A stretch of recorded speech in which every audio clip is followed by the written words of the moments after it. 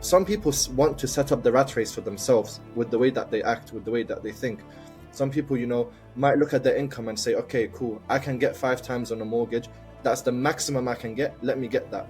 And you really realize that, no matter how rich you are, billionaire, you have £1 in your bank account, you have a finite amount of time on this planet, and that's something you can't escape. This is going to be your future, guys, and there's no one who will take responsibility over your future other than yourself.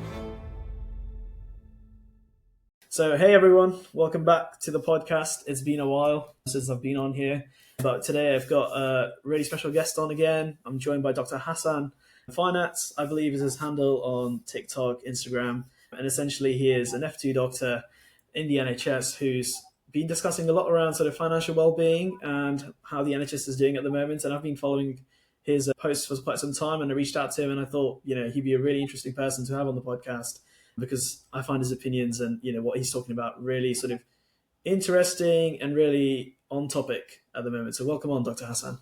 Thank you. So yeah, like Sane said, I'm Hassan. I'm a second-year doctor. I'm in the financial niche. The reason I basically started finance is because I didn't really see many doctors talking about finances. And I have seen that the past few years, it's been a difficult time for everyone financially. I've already been struggling my whole life. I come from a working class background. And just seeing the environment in the past few years, I could see where things are kind of going with inflation, people struggling with their day-to-day living. And I think there are a few things like, it's appalling that nursing staff, for example, need to depend on food banks. So I thought, what can I do here to really help people in a practical sense? And I'm a quite direct guy. I don't like giving things that are not direct or difficult to understand. I like breaking down difficult concepts into easy concepts. So I thought, let me just utilize my skill set, hop on social media and start talking about money and finances, saving money, especially with healthcare workers. I feel like we're really bad with money because we spend a lot of our time just thinking about people's health, that we often forget, our own financial health, neglect our own finances.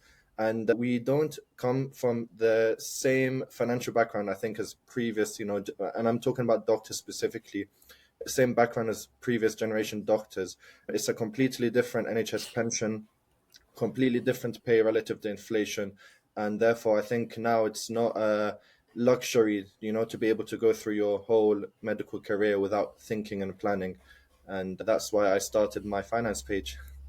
Yeah, absolutely. I think, obviously I'm finally a medical student now, and I've been following your content for quite some time. And also part of the reason why I joined Medics Money, a few years ago, quite early on, was basically like, I think doctors struggle to have a conversation around finances. I think there's a huge taboo around discussing how much you're earning, what you're doing with your money, how are you saving it, are you even investing, are you buying a house? If so, how much are you paying for your house? Like, what sort of mortgage advice are you using? Like, there's so much taboo around any sort of finance discussion in medicine, and there's a lot of stigma for some unknown reason. I don't know why, because when you're in other industries, I've noticed that they speak about their finances quite openly, and you kind of know, okay, that guy, he's earning X, and they're making a bonus on X or whatever.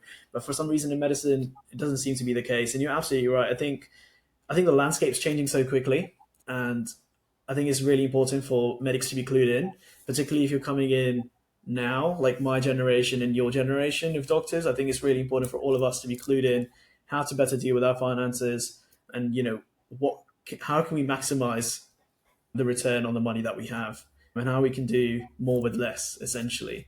So that's why I find your page really interesting, and I'm really, really glad you can join us for a chat today. Thank you. So go on.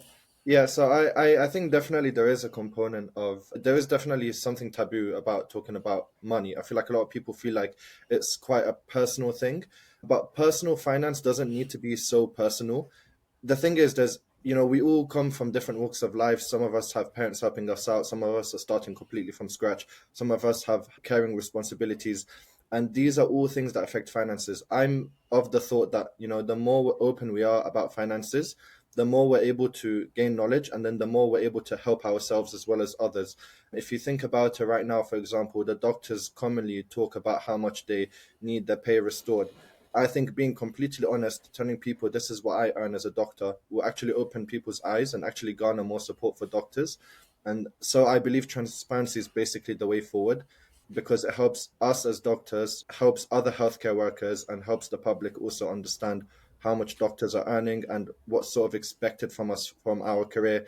Not just, talking about rotational training and moving around the country, or the, the bottleneck with specialty training, but also talking about the pay itself, and sort of breaking down the preconceptions that some people might have with regards to doctors. I know that commonly a lot of people assume that doctors earn a lot more than they actually do. And I think my pay slips have actually shocked quite a lot of people, because they sort of expected that I would be earning a lot more as a doctor, when the reality is completely different. So yeah, I just think, transparency, especially for me, the main thing is that I come from a background, I started with literally zero. I don't have any family help, nothing. Everything built up from scratch. And to this day, I'm still working on everything. So I feel like that really gives people, the chance to really relate to me. And I feel like relatability is such an important thing, and it's an important factor to actually motivate people to start looking to their own personal finances, and then catering their own knowledge to their own finances, and then therefore, getting better outcomes for themselves, whether it's going to be for buying a home, whether it's for investing, buying a car, or settling down. So ultimately, everyone wins, I think, when we all share information. Absolutely, I couldn't agree with you more.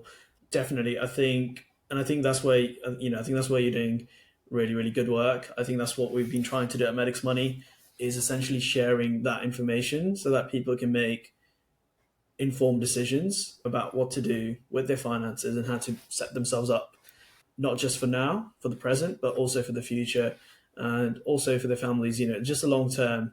And I think that's what investing in particular is all about, right? So, what are your thoughts on investing? I've been seeing some recent videos of yours where you've actually said that actually, rather than investing £100, it's better to invest in a skill. Is that supposed to be clickbait, or what are your genuine thoughts on that?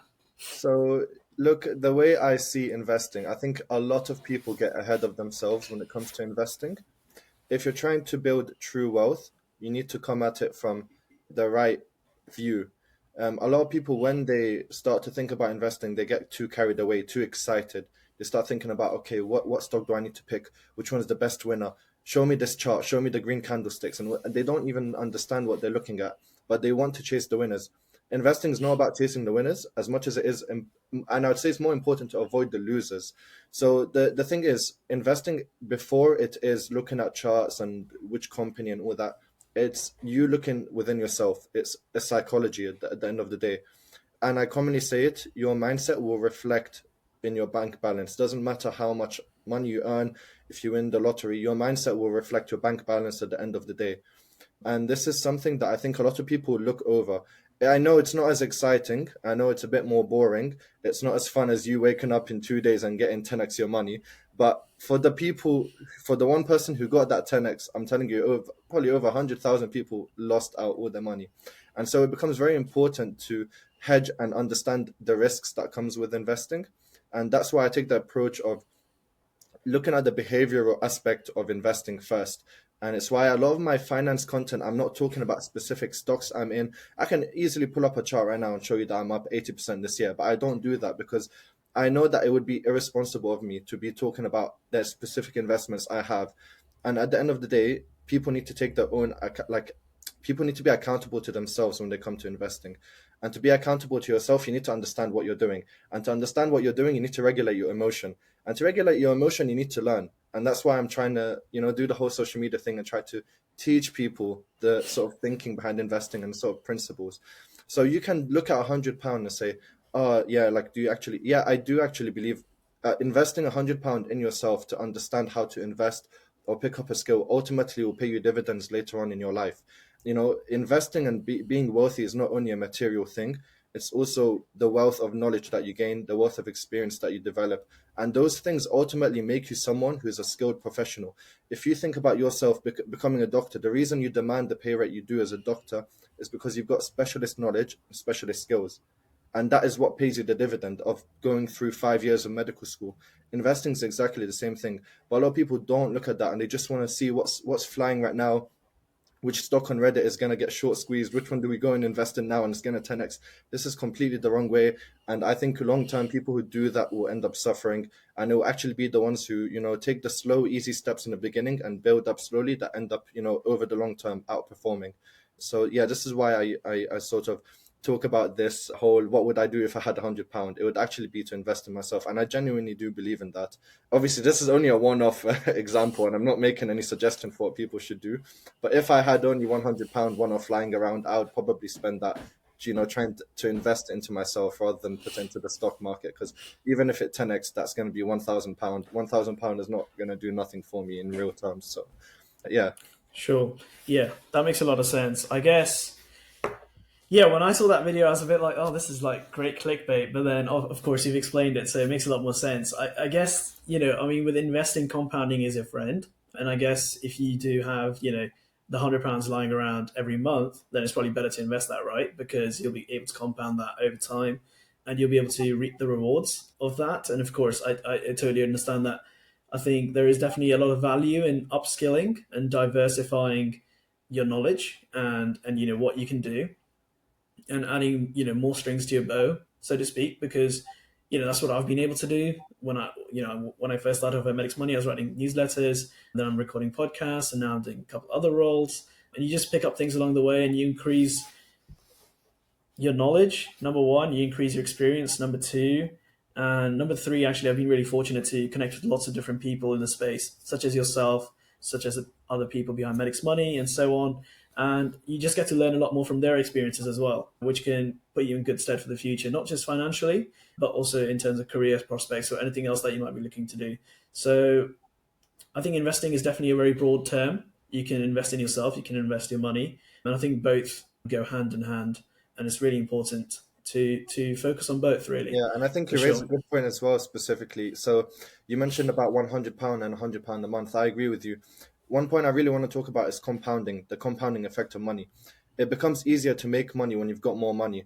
So you're right, 100%. If I had £100 to invest a month and that was what I could save realistically, then yeah, I could see myself putting £100 per month into investments, 100%, because over the long term, that money compounds. It becomes easier to make more money when you have more money. So if you make 1% on £100,000, you're gonna make a lot more money than if you make 1% on £10. We all know that. So yes, you're 100% right. The starting slow, definitely, and letting it compound and giving it time is what allows it to build. That's basically how the NHS pension works as well. You basically get a portion of your gross salary, they put it into your pension, and then they match it to inflation, but it basically builds up over a few years. And then when it comes to retirement, you end up getting a payment for life, which is essentially whatever you've put in relative to inflation, and they keep that in the price, matching inflation. So essentially, yes, it is exactly what you're saying. I agree with you. Compounding is super important, and it's something you need to think about, especially if you're going to be making recurring payments and you're going to be investing for the long term. Absolutely. And someone I well, unfortunately he's passed away now, but Charlie Munger, I think one of his famous quotes is like the first £100,000 is a bitch, apparently, is I think what he said, because basically it takes forever to get to, like, I think there is a graph you can see.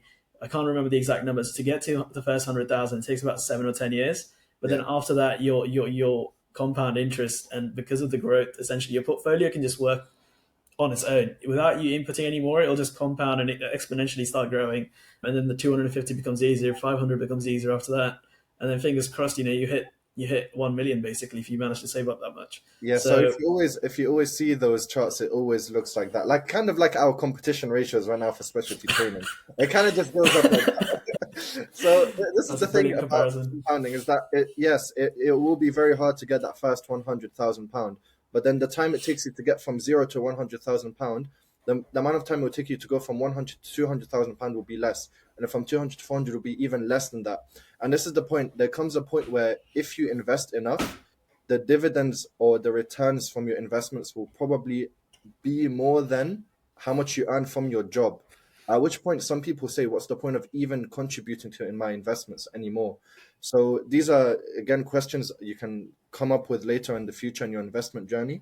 But it just comes to show you how important investing is and how powerful compounding is and how important time is, especially if you're watching this in your 20s or 30s.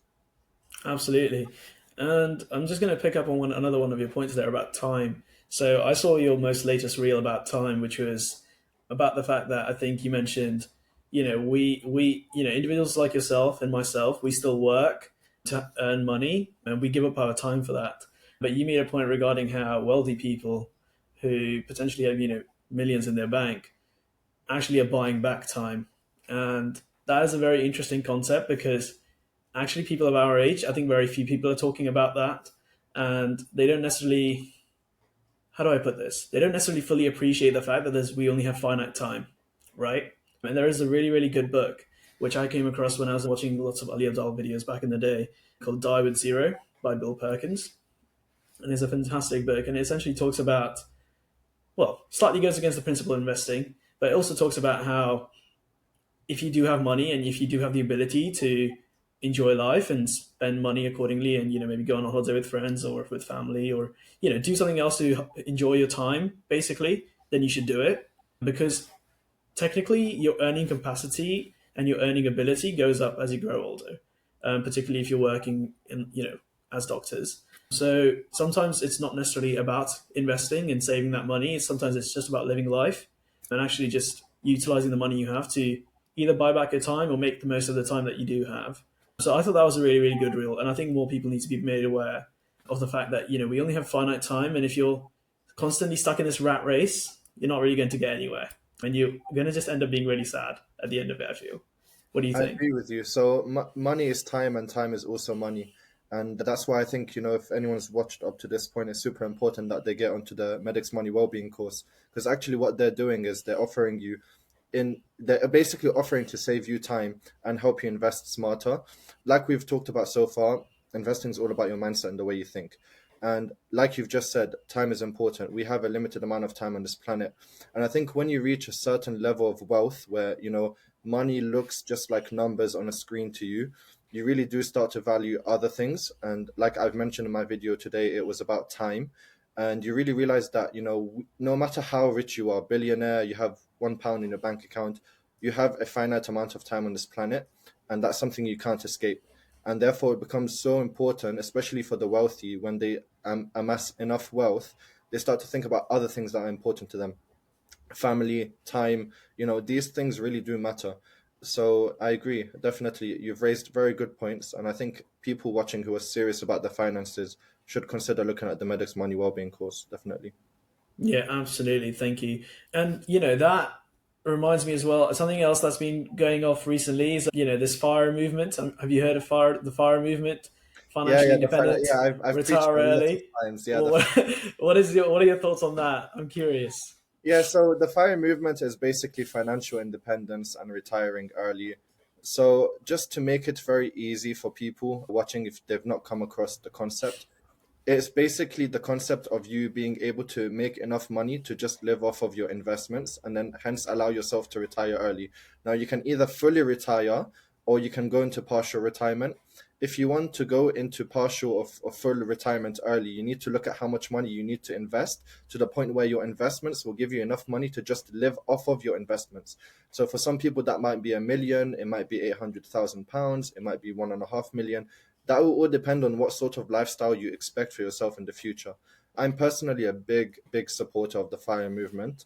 And I personally am very interested in it, to be honest with you. And it's part of my journey as well, the FIRE movement, definitely. And it's something that you see a lot of the people who have been investing in for a few years, they start to think about the FIRE movement.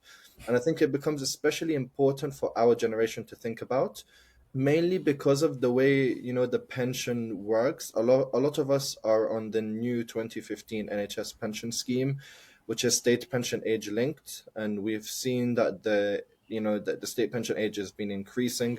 Now we are working under the social contract that we will get a pension, and I'm not saying that we won't get a pension. I can't predict the future, but there is nothing that could change the fact that state pension age could increase during our working life.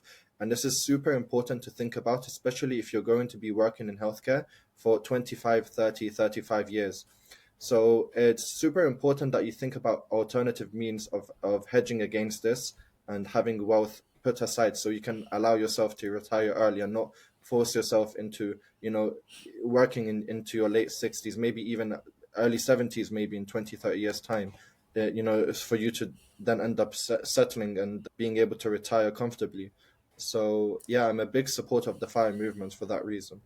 Yeah, absolutely. I think you raised a good point there about the NHS pension because I'm starting work next year, and something I was thinking about with the pension was definitely this state age linked, this whole fiasco. Because I was like, I'm like 23 now. I think the state age pension is 67. I want to say at the moment, and by the time like I'm going to work like 30, 40 years, like it'll probably be like 70 odd by then or something. Like when am I going to see? When am I going to be able to enjoy any of the money for the pension?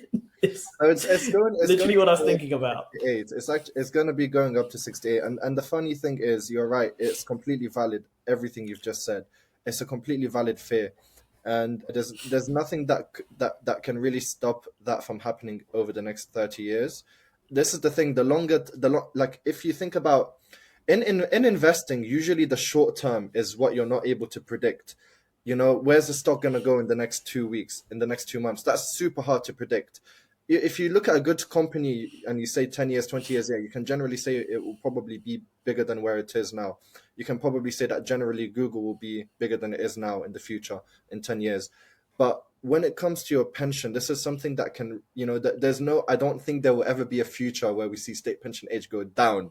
And we never ever think about that. No one ever thinks, oh, state pension age in the future could go down. We all know it can't. It will not. So let's be realistic, and knowing that knowing the reality of the situation we're in, let's actually hedge against these things, because this is going to be your future, guys, and there's no one who will take responsibility over your future other than yourself.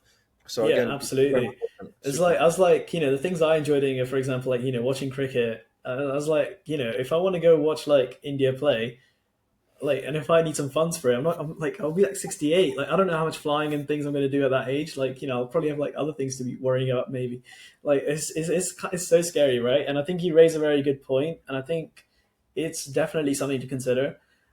Thing is, though, opting out from the NHS pension is a really hard decision to make in itself, simply because of the benefits that do come with it, right? Even though there is this entire, the thing that you've pointed out, this uncertainty regarding the age that you'll be able to retire at and so on, it, it's hard to build a strong case against it still. But even if, I mean, I've heard some people that are wanting to opt out, but I've always kind of told them that if you're opting out, then you still have to make sure that you're doing other things to essentially safeguard yourself for the future. So if that's, like a SIP, like a self-invested personal pension, or, some other form of private pension, or if you're investing into other sorts of assets, it's really important that you actually still have a plan for the future and you're still considering all options, particularly as I think a lot of UK medical graduates are looking to go abroad. I think that was another point that you've picked up in your content is if you're planning to go abroad, then actually maybe the NHS pension isn't right for you because you're only working here for, say, maybe the next 5 or 10 years, and then you might move to another country,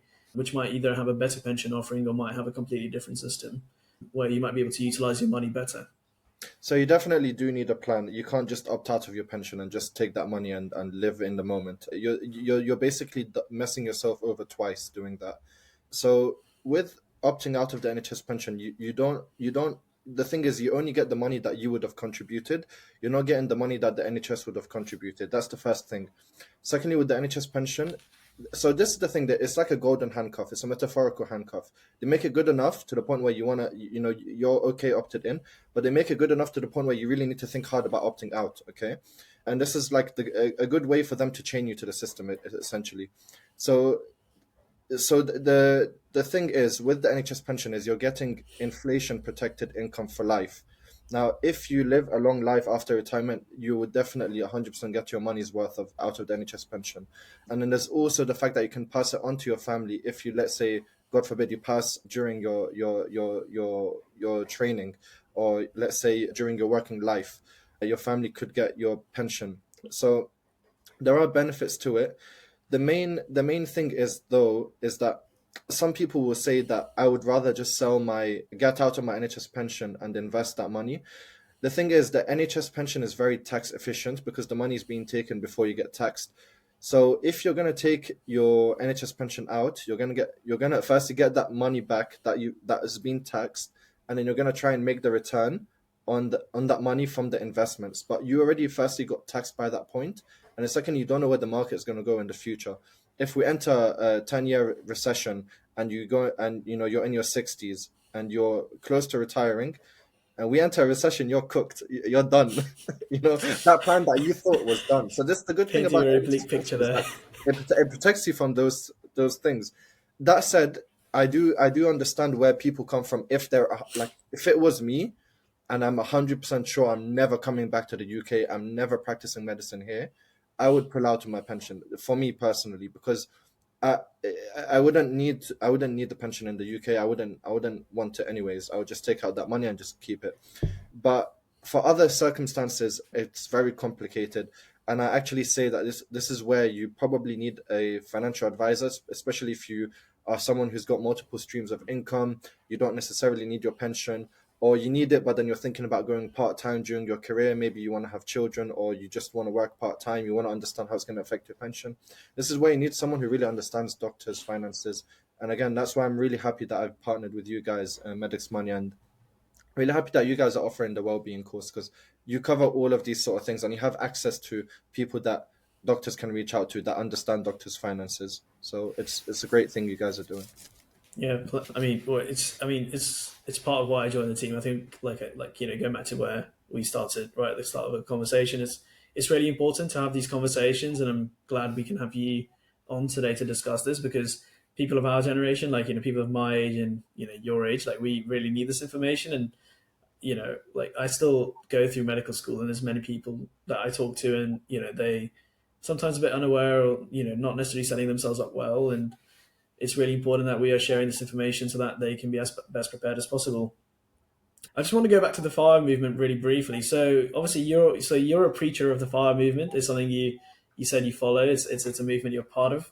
So what are some tips and tricks maybe that you would sort of offer up to other people who might be interested in joining the fire movement? And then maybe what are some things that you yourself are doing, to pursue your goal of retiring early and being financially independent? Yeah. So for most people who will be relying on their income from their job, who don't have any side hustle, don't have anything else, that are just relying on their career, the best way for you to achieve fire will be progressing in your career. So unless you have other source of income from side hustles that will supplement your main source of income. So that is the first thing. So the first thing for most people, realistically, what you want to do is maximize your income. And then the second aspect to it is you want to cut the expenses you don't need. So right now, as I'm 25, I drive a beat up Corsa, 17 years old. The color's green, bro. It's green. I'm a 25-year-old grown doctor. I'm driving a green car. Okay, I don't care. But this is the thing. Like, I can get right now an M5 competition, but it's not about the fact that I can get it. It's about the fact that I know I can, but I'm already content with what I've got, and that is what essentially will help me cut my expenses.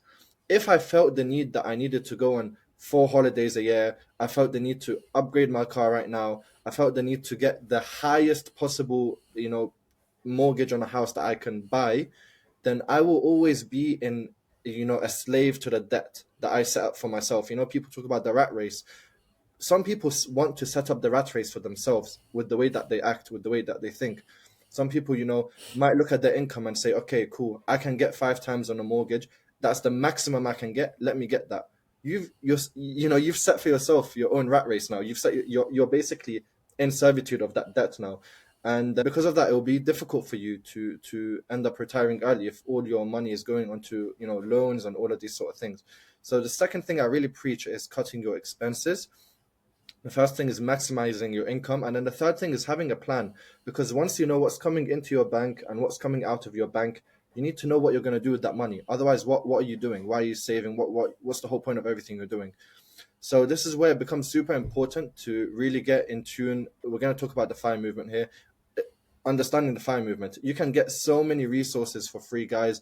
You can check Medics Money, you can check YouTube, you can check on Reddit. There's always going to be someone who's interested in a similar thing to you and might have a similar plan to you. So learning from other people, seeing what they're doing, can help tailor their own experiences to yourself and help you come up with your own plan. But these are essentially the three things. And then the fourth thing I'm going to say is, it's not really a fourth point, but it is a super important one, is understanding that it's boring. It's all repetitive. Like, you basically need to maximize your income and then cut your expenses and keep doing that for a very long time.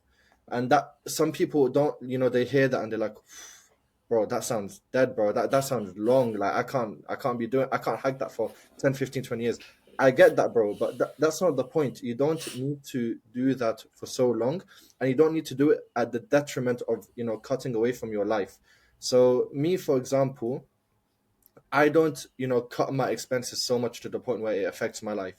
If I want to go and get a takeaway, I get it. If I want to go see my friends, I'll go and spend money. If I want to go and drive somewhere, I'll go and drive. I won't think about petrol. But these are the things though. If I forced myself to, stay in my room all day, not go out, not eat out, just for the sake of saving what 50, 60 pound extra a day, I will live a miserable life. And like we talked about before, we have only a limited amount of time on this planet. You do need to find the balance between investing and enjoying your money and building wealth. But I think the natural tendency a lot of people have is to steer toward the direction of overspending, not saving, that sort of thing. And that's why we have, this fast fashion economy, Labubus, Dubai chocolate. This is why these things sell like hotcakes. But you can either be the one selling or the one buying. So yeah. Brilliant. I think, I mean, you mentioned Labubus. Maybe you could set up a Labubu TikTok shop or something. I Easy don't side think hustle. people would like my face on a Labubu, bro. Just keeping it real. Same here. I think same. No, that's very sound advice. I think that's very useful. I think it's also very true. I think it's really easy to become really extreme on one end or the other, so overspending or just oversaving. I think it's really important to find that balance, like you mentioned. And I think, yeah, like you rightly said. So there's a couple different ways, right? So either you increase how much money you're bringing in, so whether that's working a main job as well as doing some side hustles, things like that, or or cutting down your expenses to only the ones that are necessary, and to giving yourself some allowance as well. So like you said, so going out, getting some takeaway, driving around if needed, and things like that. But the fire movement, I think I'm a massive follower of the fire movement too. So I highly recommend it to those who don't want to work until they're 67, which is now the retirement age currently. So yeah, so you might be able to retire early. You won't get your pension though, but you'll retire earlier. So I highly recommend joining the fire movement. It's pretty good. And actually, I don't know if you, but I mean, you're in the finance space. You might have heard of her, but I follow someone called Mia McGrath as well, who Yeah, yeah, I used know to her. be Yeah. this. Who used to, I think she used to work like some sort of corporate job basically, and she's basically like our age, I think. And she's literally like 1 month ago, she managed to completely quit a corporate job because she's hit like 100K in her like investment accounts, and I was like, that's ridiculous. And she was like the definition of being someone who's frugal. Like I think she used to like live at home with her parents, so she's quite fortunate in that sense. And she was just able to save a lot of money by not having to pay rent and all these other things. And then she basically saved all of that and is now on her way to like, yeah, basically she's financially independent to some extent because I think she gets some dividends and things. But she's also managed to build a great side hustle which has overtaken her, well, had overtaken whatever she's making from her main job. And so she's just quit her job completely and now just works on things that she wants to do and lives her best Very life good. All, basically. all, all power to her, more power to her. I mean, look, she took a risk, and that's something a lot of people in this day and age don't want to do. A lot of people are disgruntled with their jobs, and ultimately, it's always a personal decision what you do with your life. So, what she did is she basically was really good at one thing, dedicated her time to it, and took advantage of the fact that it was a small niche and a growing niche, and she tailored it in such a way that's very easy and very trendy, and that obviously captivated a lot of people's attention. She knows how to talk and market herself. All power to her. Well done to her, and I'm a big supporter of her content. I think everything she's doing is great, and I think ultimately, if that's more fulfilling for her, then that's great. She can keep doing that. I think it's great because what she's done now is she's opened the space up for many other creators, and actually, she's one of the reasons that I started my own TikTok page specifically for doctors because I feel like we're in our own little sphere as well when it comes to finances. And I thought, you know what, let me just follow on from what she's doing. Obviously, I'm not the same as her in terms of my editing and my camera and all that, but I just come across it from a different perspective, which is more of a, okay, you're here to watch a video on this topic, I'll give you the answer straight away.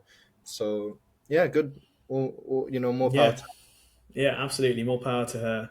I mean, I see a lot of doctors getting on social media as well at the moment. I think it seems to be like open. I don't scroll TikTok that much, but whenever I scroll TikTok, I at least come across like 10 day in the life routines of like 10 different doctors being like, woke up today, did ward rounds at 9 a.m., then had a coffee with the consultants and the other edges, and then jobs in the afternoon, and then I'm home at 5. And I was like, so I definitely, yes, I think there's a lot of doctors who are trying to like get on this bandwagon, so to speak.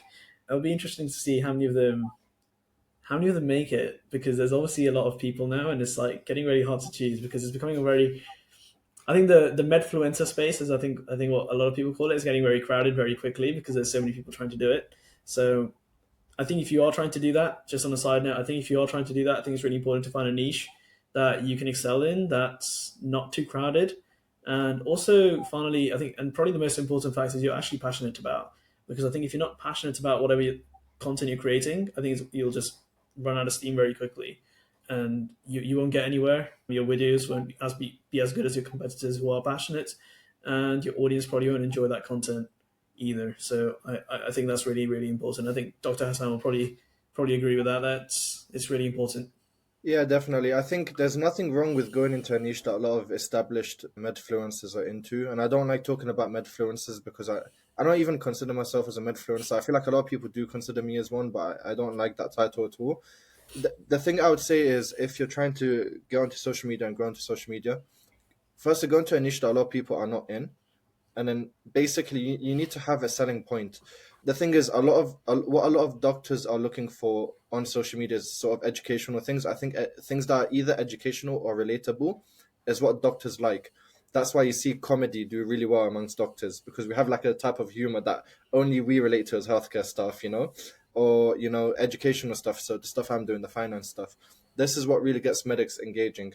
So I think get into a niche that not a lot of people are in. Don't try to go in, because I see a lot of medics. And this happened with me a few times. I see some people just trying to get into the same niche I'm in. This is fine, but what you need to do is you need to have a different selling point. You can't just be doing the exact same thing as what other medfluencers are doing, because what will usually happen is you're just going to direct all the traffic to the bigger medfluencer because they're more established.